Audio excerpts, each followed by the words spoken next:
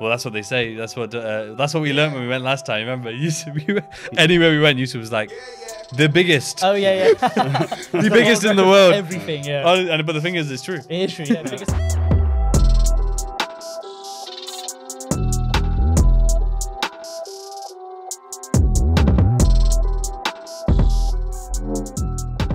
Welcome everyone to another Words of Rizdom podcast. Today we are joined by Mr. RTD, so Road to Dubai, and then we have the King of Dubai with us today, which is an absolute pleasure. He did not fly, unfortunately, just for this podcast, which would be interesting.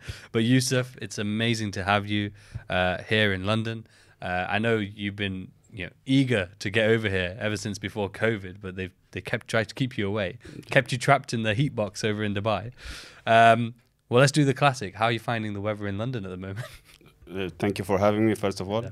Weather has been a bit warm the first 2 weeks, but I think last couple of days getting cooler, been better, enjoying it. Yeah, that's why you came, really, right? Yeah, of course. That's it, man. No, it's really good to have you here, honestly. And I know I wanted to do it in Dubai, but when we came to Dubai last, it was just crazy. It was hectic. I bet it must be weird for you, actually, as all those people coming from outside the country and then just going a bit wild. And yeah, I know. You're there like, what are these lot doing? This is my home. Just running around. But I'll be honest though, Yousef, always, even when the first time when I went to Dubai, completely looks after us, anything we need.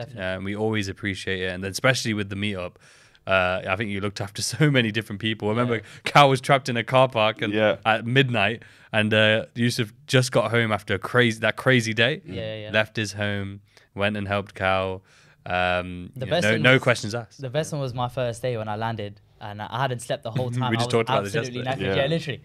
And he gets, we pull up and I literally land, and an hour, 2 hours later, I'm there with the fleet of supercars in Dubai, and it's like a dream almost, yeah. And then I was like, okay, yeah, Yousef, can you give me a lift, please? I thought I'm going to get in the car with you. First time meeting him, I was like, we'll have some good conversation and stuff. Get in the car, I'm so tired that I'm literally falling asleep as he's speaking to me. And like I fall asleep for like 1.5 minutes, and I wake up and he's still talking, and I have to like guess what he said. Pretend like you. Yeah. And then I'll just be like, yeah. I don't know what he's saying, and I'm just like, yeah. And then he's like, you know what, bro? Just go to sleep. It's fine. And then that's it. Because I noticed he's dozing off, so I'm like, just go to sleep. Don't worry about it till we reach, Yeah, he's just too kind. I know. I thought about it. I was like, that would be disrespectful. Yeah, I know. If I was giving, I wouldn't let you do. I would slap you in the face. I'd say, wake your ass up. I was surprised he did like emergency brake when I was sleeping. That would be good. That would be good. You'd probably fly out the car, knowing you. Probably, man. I was loving it though. That's what I mean. Just a testament to your character, Yousef. And I feel it's unfair for everyone else because we jumped straight into that. But Yousef, tell us a bit about yourself. Obviously, tell us about your trading journey. That's normally where we start. You have a very unique journey in terms of majority of people you talk to. Well, I speak to anyway. Like maybe 2-3 years into the game. If they're into like sort of my level, maybe 5-6 years. But not often you find someone who's been longer than that, and I think it will be very insightful for people. Yeah, of course. As you all know, my name is Yousef. I'm from Dubai. I've been trading Forex since 2007, 2008. Yeah. That's when I started. I was in university. I remember in my last year, professor opened the chart and I saw candles. So as soon as I saw, I was hooked. Yeah. I'm like, this is something I think I can master, I can learn. So I just went home and started searching candlesticks. And I found out baby pips, and that's where everything started. So, but it's been a long road since 2008. Of course. But I never gave up. I mean, the journey has been very long, very bumpy, but haven't given up. And the thing is that the beginning at that time in 2018, there was not much sources. 2008. Yeah. There's not much resources. There were no mentors, no communities. The only thing I found is just a few forums like Forex Factory and some other forums. We were talking about it. You were laughing about it yesterday. Yeah. Because he was the one who started the thread. The thread for GJ. Yeah. And most of the strategies out there at that time was all retail strategies. All the same, yeah. Pretty similar. More or less the same. A lot of indicators, some EAs and stuff like that. But yeah, that's interesting. Did you ever make any money using those strategies? I did. How was it? I used to make money for a bit and then go on a losing streak and just lose. It would change, yeah. Exactly, wouldn't work. And just like that boom and bust cycle. Exactly. Then I would take a time off and then come back again, and then the same cycle. It kept going on. Just cycle, you know, boom and bust. Yeah. I remember, so you found it when you were towards uni. Was that uni in Dubai, or was that the one when you went to... No, it was in Dubai. It was in Dubai, yeah? Yeah. I was going to say, imagine the best thing that came out of Canada. Came out of, what was it again? Halifax, yeah? Yes, Yeah. The best thing out of Halifax for Yousef was he found trading. No. Other than that, he's running back. Man, that's a crazy experience. It's really funny, that story, to be honest with you, the fact that you went there, especially contrast to the heat. The weather must have been killer. Like, maybe at first you probably thought, it might be all right, you know, it might be like England, you know, just nice and cool, or maybe... Yeah, why did you go? He was tricked into it, I think. I don't know. I said I want to go to Canada. I don't know. We just decided, me and my brother, we want to go to Canada. Took a gamble, you know? And exactly, took a gamble. We were young. We were just 19, 20 years old, you know. So like, we're going to go to Canada. So we went to Halifax. It was a complete 180 degrees different than Dubai. I mean, Dubai is 40 degrees, and I went to somewhere which was minus 30 degrees, you know. So, and as soon as I landed, they said, don't go out, stay in your room, because there's a snow blizzard and snowstorm. And I'm like, what the hell is that? I've never experienced that. So I said, I'm going to go out. Yeah. I went downstairs. I wanted to go out. The guy told me, you can't go anywhere. I said, why? He said, you can't even open the door because there's snow like till halfway the door. You know, like you can't go anywhere. You have to wait till the morning once they get rid of it, and only then. So you felt trapped. It was like a prison. It was, but it was a good lesson, a good life lesson, because I was very young. So I learned how to appreciate what I have back home. You know, of course. So that was the biggest lesson. What was it like growing up in Dubai and probably seeing all that growth, you know? Because when you were probably growing up, it was very different, I would imagine, to what it is now. Of course. What was that like then? Like seeing all that growth, seeing all this change, and then more importantly, all these people now flocking. Yeah. You know, going to Dubai, well, for you, it's just home. Exactly. So it must be, is it a little bit strange for you? Or is it kind of, because I know me being able to know you, because I'd been to Dubai once before I'd actually got to know you and then came again. Yeah. But obviously, I never really learned anything about the culture or any of the dynamics of the UAE. I never knew that they were separate or anything like that. Yeah. But by being able to speak to you and know you, you obviously educated me in the culture there and then how things happen. So for you guys, obviously, I know that individual, I don't know, I can't remember his name, but obviously he had that vision. Yeah. Was it something like for you where it was like you kind of expected that to happen? It was kind of like, this is what has been planned. Yes. Does that make sense? Was that what it's like? The leader of the UAE, this was his vision from the beginning, that to put all the Emirates together and have this vision, you know, to have build a city which it is as it is now. Yeah. So that's been the vision from the beginning. So for us, we knew where we're going. We knew. I mean, the nation knew where we're going to. Yeah, what the plans were and what to expect, I guess. Exactly. Because also now his sons who are in charge also. They are all working implementing the same vision. Exactly. It's amazing though. It's amazing to see because, you know, we're too used to in our country plans being made and you know visions being said, but absolute bullshit. You know, on our side, like you've probably seen it because obviously trading GJ, you're tracking obviously what's happening in the UK. Yeah. And you see it. You see like Boris Johnson, for example, will say, hey, if I'm in power or if we do this, this is what's going to happen and we're going to do this. And as soon as they get voted in or they win a particular vote, 180, just lies. And they get away with it. No one says anything about it. But while the contrast of the UAE there is like, here's a vision. We're going to work towards this vision. And even though, unfortunately, he's not here anymore, his sons are continuing that vision and everyone's on board. And it's working. That's the thing. It works. Yeah. And I think a large reason for why it works is probably that unity, and sharing that vision, and that's something that is I imagine is very rare nowadays. And I think it does come down to, having good leaders, and by having good leaders, having trust in those leaders, the people want the same vision too. And therefore they will be willing to help, whatever that means, whether that's, making sacrifices at times, but also supporting, hardships maybe where like I can imagine when developing a lot of these roads and buildings, there's probably a lot of chaos at times, and then understanding that, hey, this is necessary for our growth. Yeah. Because at the end of the day, before that, what was Dubai? What were these places? They were just deserts. Exactly. It's amazing to see, honestly. Absolutely. It's happened quite incredible. Fast as well, if you think about it. Very like fast. 30 years. Very Nothing, no? This is why I say though, by the time we're 80, we're coming towards the end of our lives, Dubai, I think, will literally be like LA. It will be the LA of the Middle East, I think, in terms of like the scale, the size, and the amount of wealth and people who will be living there, I think pretty much that's where it will be. When we went, like, there were so many places that were still like under construction. It Yeah. didn't look like the finished part at all. That's it, yeah. There were so many places still building and stuff. So yeah, I don't see that stopping because they got so much space, so much money. Exactly. So definitely. Exactly. That's it. I'm gonna make a note of this for us. There we go. What are you doing? I was just making a note of something. I just need to. I'm being dangerous. I'm being silly. What we were talking about earlier, being addicted to the phones. I was literally just talking about on the last podcast that I'm going to buy that case and lock it away. Or alternatively, I will just bin my phones and then. That's No it. phones. Honestly, I was saying it. I think I need something. I think I need to do maybe.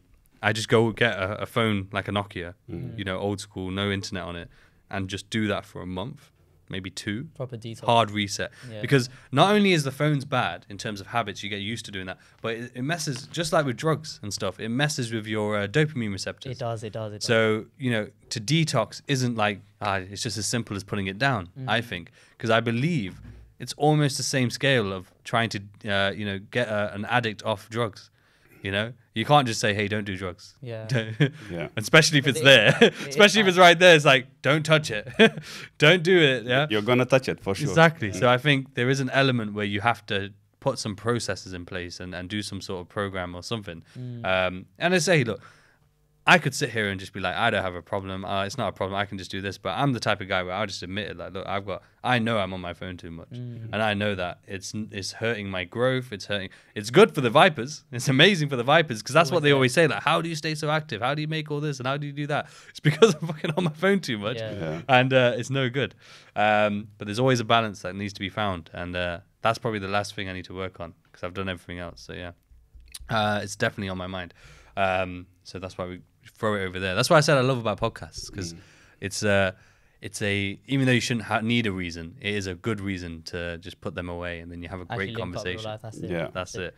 But how did you find our meal yesterday? I know we went to a really interesting place. Amazing. Yeah. Amazing place. Amazing atmosphere. Amazing food. Yeah. Good The vibe was people. great, Yeah. yeah. That's what I love about, you know, just it was amazing to see, to be honest with you, because it's just people of different ages, different backgrounds, different experiences in life, different countries even now. And yet everyone's connecting, especially with trading, you know?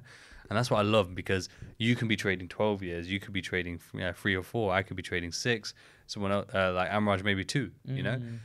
And yet we all share a very common experience because we all have to go through those same hurdles. They may present themselves in different ways, right? Yeah. But they're always very similar in, you know, what you need to learn from it, you know? And I was literally talking on the last podcast about what we were discussing yesterday about, I actually talked about when you said, hey, what helped me was actually at this point in my career, because you have all that experience and you've seen it all, you've learned the strategy. At this point in my career, to excel in my trading, I needed to stop attending webinars. I needed to just focus on me. And I thought that was really good. And I think potentially a lot of people, could actually benefit from the same sort of mindset. And like, what was that like for you what helped you to maybe realize that? And like, what was it that kind of helped you to sort of reinforce that idea? Because it's kind of like counter what is told to you. Yeah. You know, turn up, do this, do that. But at this point, you've decided or realized, hey, actually by not turning up, it's actually been beneficial. So what was that for you? Because I realized what I was doing was working. And then when I used to attend some webinars or hear what people say, some new things, and then I would want to try that and implement it. So I would tweak my trading plan, you know, or my strategy. And then it wouldn't work again. So I'm like, well, why are you doing this to yourself? Why are you changing? You know something is working, just don't. So I'm like, I don't think I'm going to attend anymore because me attending, it keeps influencing me. Even though I don't want it to influence me, somehow it just gets to me, you know, and then I start changing things. So I'm like, no.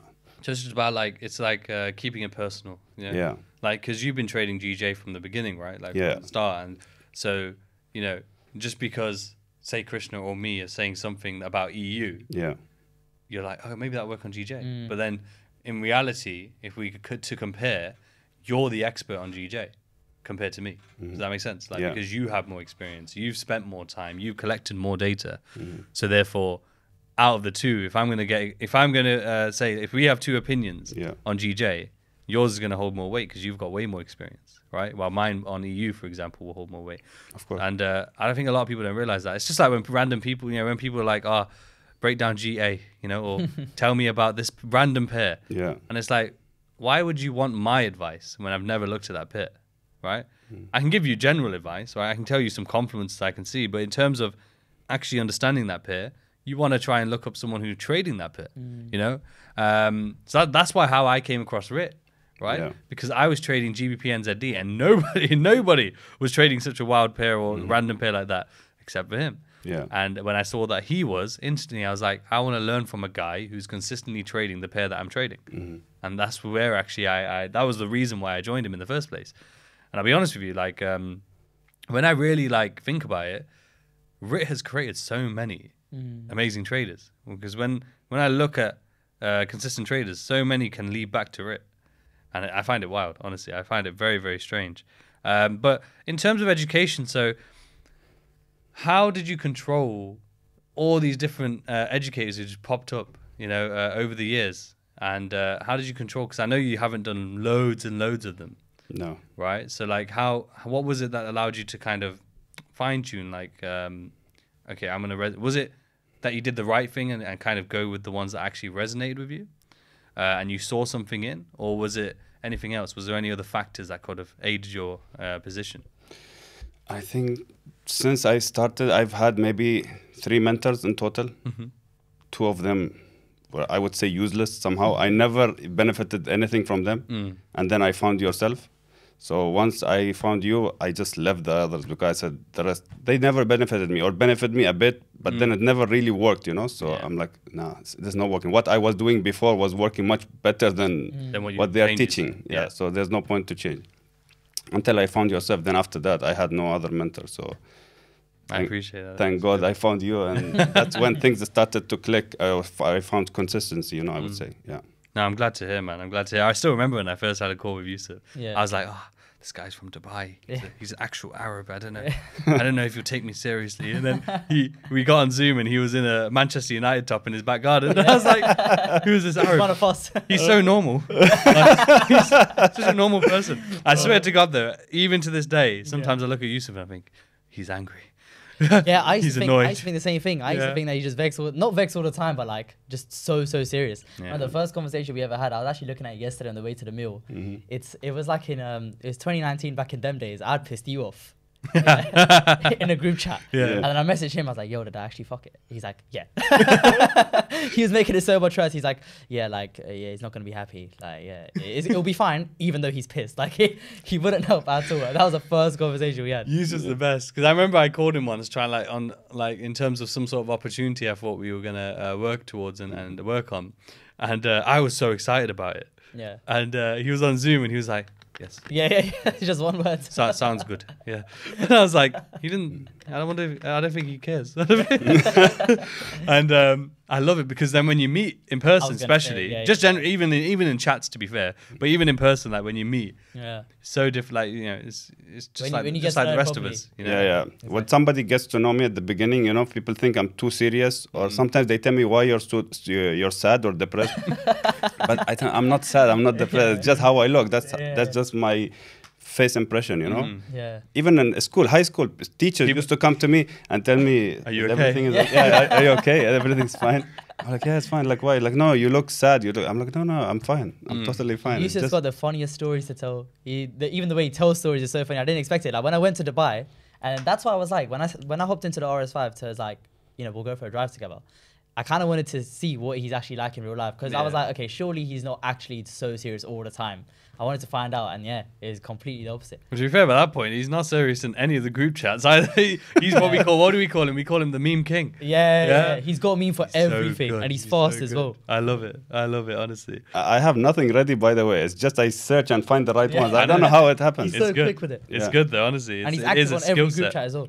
People think I have them ready, saved somewhere or something. No, I have nothing saved. There was a stage though where you would find Yousef on every webinar, every group chat, even if there was a webinar in a different, not a different community, but I don't know, there was let's say like a funding webinar, you know, like MFF did a webinar, he would be there somehow. Like, I was like, even like the random ones that you do like randomly on a Saturday, be like a surprise one, he's there. Yeah. Well, don't forget you run a business as well. So how do you do that? How do you, and you have a family.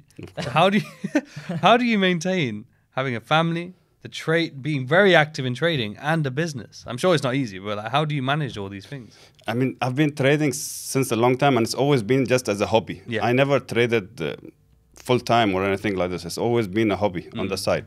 My main thing is a family business, running the family business. So, but I have passion for trading. I mean, if you ask me, I have a lot of passion for trading. 100%, yeah.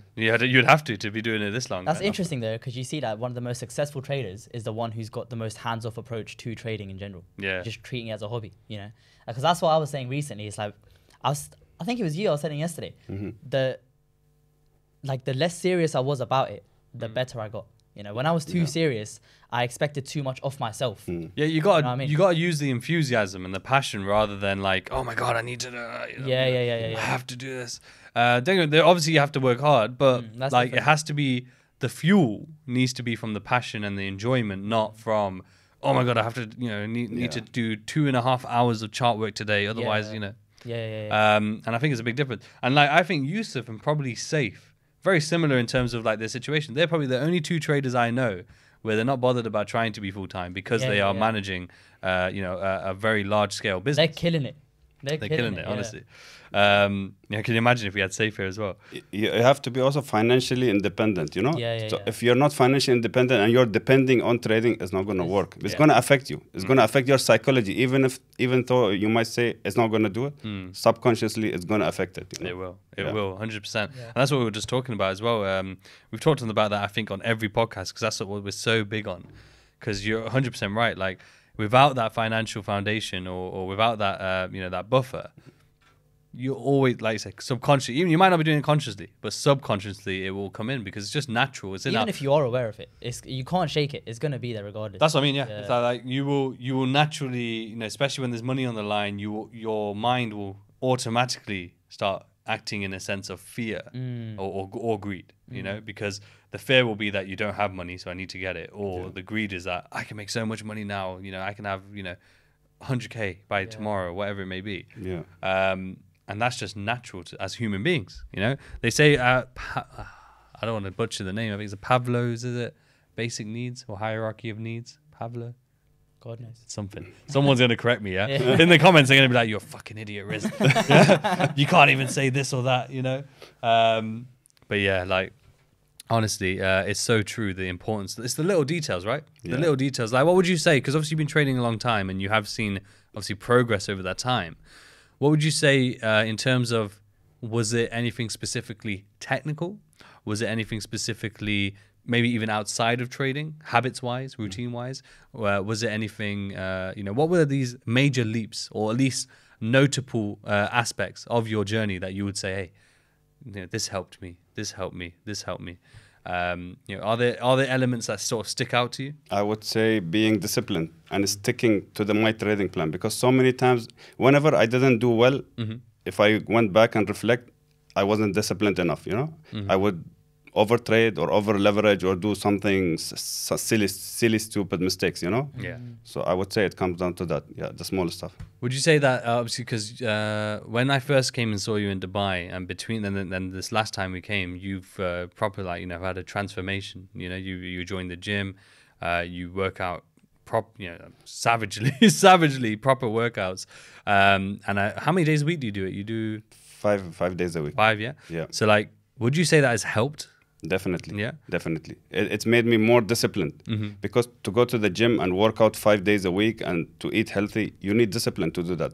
At the beginning, you'll be motivated, but once motivation runs out, you need to replace it with discipline. Otherwise, you're not going to continue. And most people, this is where they fail.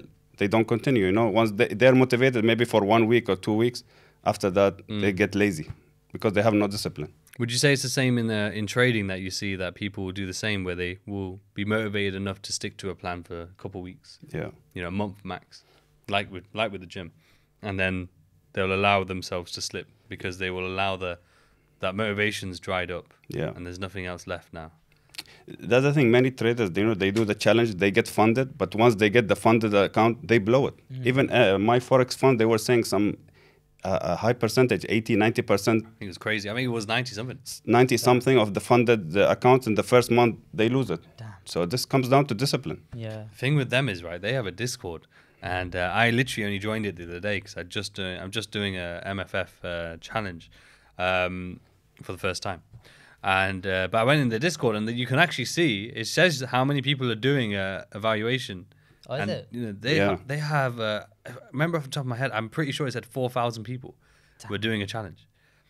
4,000 people, that's so many people doing a challenge, and 90-something% of them will fail. That's wild. And that just shows you how much money these prop firms make, man. Yeah. They make so much money. And the thing is, like, a lot of the time you'll hear people talk about, they make their money through this way. But the thing is that what they're doing is they're telling you exactly what you need to do to pass, right? Yeah. So I've never understood when people will go and do a challenge and they've not seen 10% in their life. Yeah. I know people who do that. They've never seen 10% especially in a month, let alone maybe 2 months. Yeah. But they'll go and do a challenge like this. And I never understood that. I've never understood that mindset. I've had people also, the same thing, they can't make 10% on a demo and they go try a challenge. I'm like, how? I mean, come on, do on a demo, do it for 2 months, three months. See yourself consistently doing it, and then try a challenge. Why are you wasting money? I don't know. They think as soon as they pay for the challenge, something's gonna be different. Yeah, I used to think that as well. Like when I started, I used to think the big money is gonna help me make more money. And I didn't understand that if I can't manage £100 account, I won't be able to manage 100k. It just doesn't make, because it's exactly the same thing.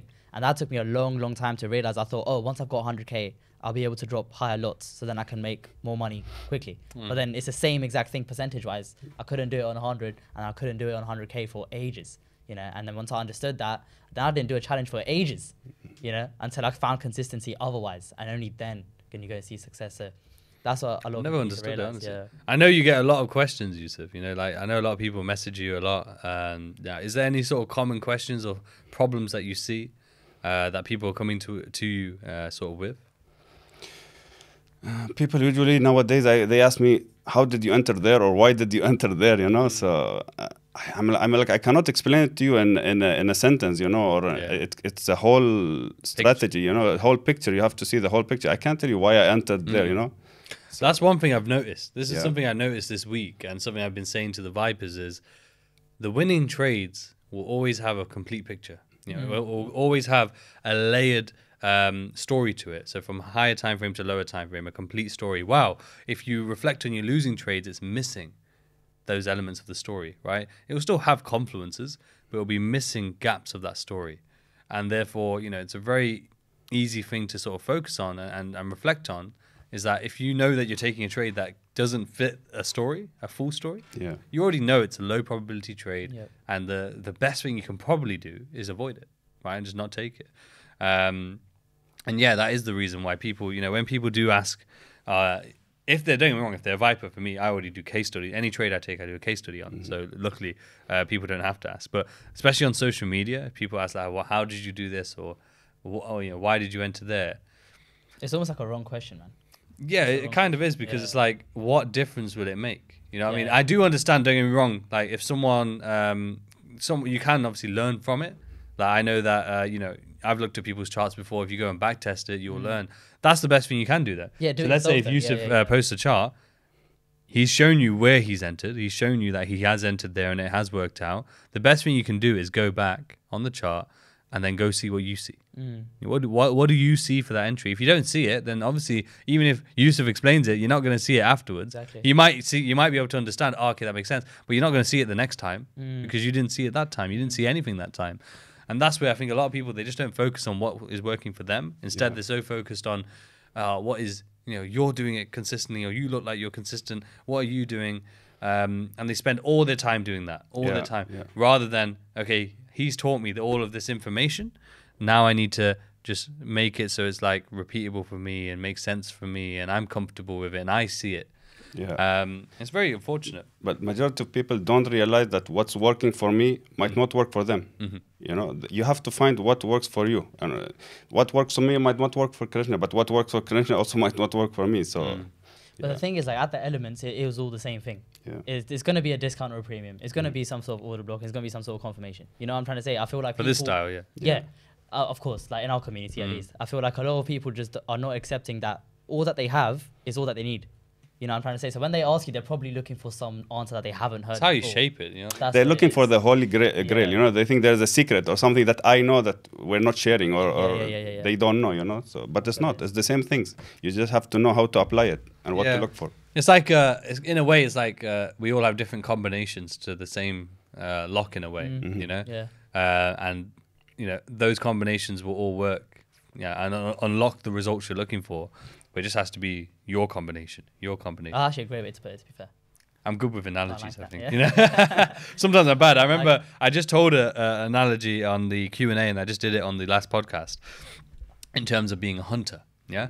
But when I first explained that, I used a different one, which kind of just sounded, it was more geeky and like, it didn't really make as much sense. Yeah. So as a hunter, I would briefly do it because we already said it, but, you know, as a hunter, there's like two different types of hunting. You can go and chase the prey and hunt it down. So like with the markets, go and chase a trade and try and find one, and you always find one, and then that's inconsistent.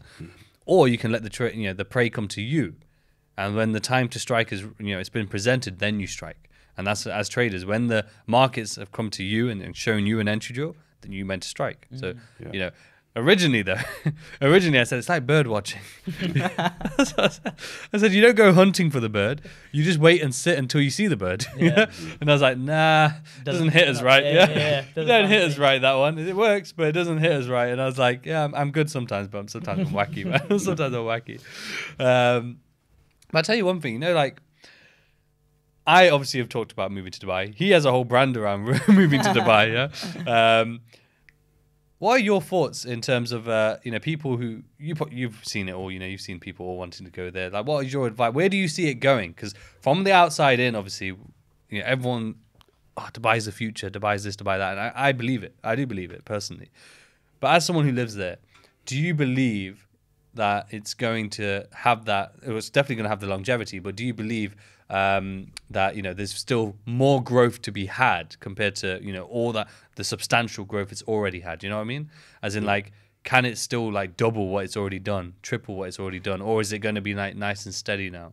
I think it can, but it's gonna take time. You know, it's not gonna happen overnight. Yeah, exactly. It's gonna be quick, but I think it's gonna still grow, and there is still much more room for growth, I think. What are they going to do with the expo buildings and obviously all that they built? Yeah. What are they going to do with that now? I think they said they're going to use it for new expos and stuff like that, and new exhibitions, for exhibition halls and residential as well. So it was big, wasn't it? Yeah. It's going to be like a new community, you know, residential with commercial community. Yeah. I'm not killing it, man. Yeah. Dubai is the best. You know, the thing is, they said before building the expo, the first question was, what are we going to do with it afterwards? Amazing, So they had it planned from before.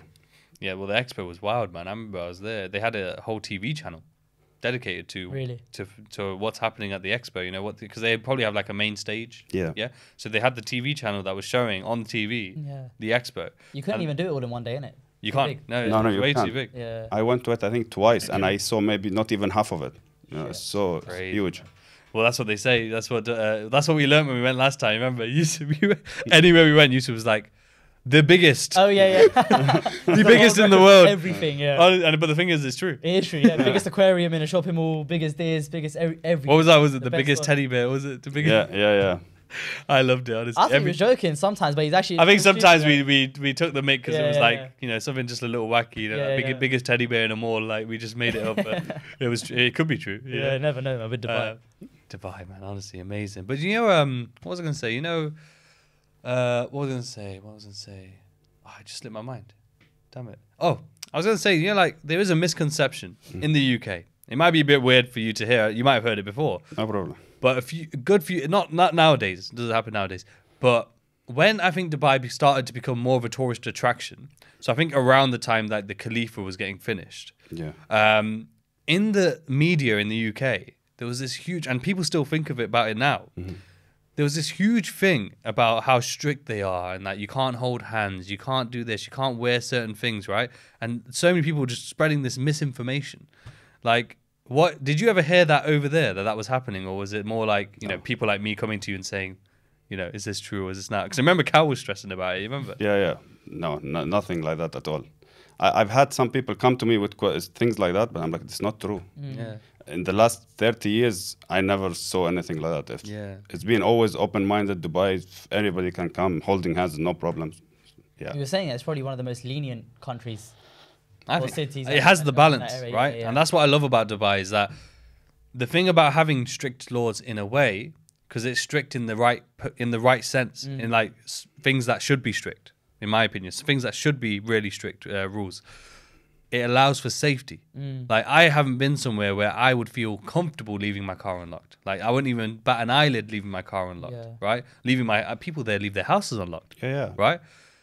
Big mansions, they have the gates are open. Yeah, that's wild. Even at petrol stations, anywhere you go, they don't even turn off the car. They leave it open and just go inside, get what they want, come out, no problems. This is what I mean. Like and that is why that strictness, though you could say is, you know, some people might see it as a negative. I see it as a positive. That's why I want to move there personally. It's positive because it's equally enforced. You can't escape it. But you have freedom. So like, it's literally what Cobra Tate said. He said something on the lines like, it's a police state here, but you'll get robbed. You know, if you have a nice watch on, you'll get robbed. Well, you could class Dubai as a police state in terms of its strictness, but you have your safety. They are guaranteeing, not guaranteeing, but like, they're basically saying that you will be safe. Right? Yeah. As long as you're a good law-abiding citizen, you'll be safe. Exactly. Right? And that, for me, as someone who has a wife and daughter, you know, if they're out now, for example, I will worry if I know they're walking around Central, for example, in Central London. I'll worry just in case some crazy person does something, or they have to see something, or some sort of drama happens. While in Dubai, not even a thought. In Dubai, even in midnight, if a woman is walking, nobody's gonna harass her or anything or nothing like that. That's what I mean. It's an amazing place, honestly, absolutely amazing. What we're gonna do is let's wrap up here, and then we'll do a part 2. Nice. Because we were gonna do like just me and Yousef, and then both of us, but we just might as well jump straight into it. So. Perfect. Catch us on part 2, which we'll do right now.